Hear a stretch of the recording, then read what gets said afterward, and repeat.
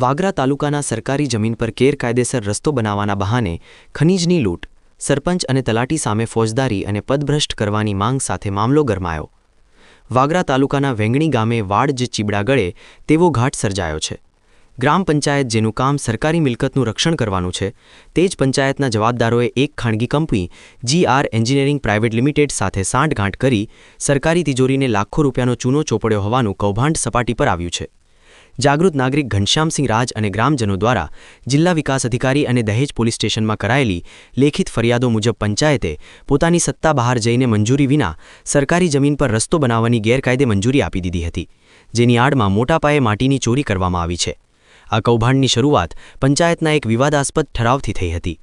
વેંગણી ગ્રામ પંચાયતે તારીખ 17/12/2024ના રોજ ઠરાવ નંબર 4-2 પસાર કરી GR એન્જિનિયરિંગ કંપનીને સરકારી સર્વે નંબર 126, 242 અને 244 ઉપર રસ્તો બનાવવાની શરતી મંજૂરી આપી હતી.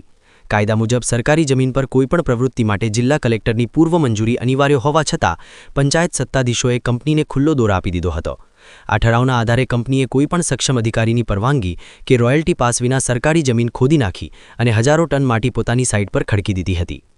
આશા ન્યૂઝ ગુજરાતી રિપોર્ટ, સરફરાજ સોલંકી, ભરૂચ.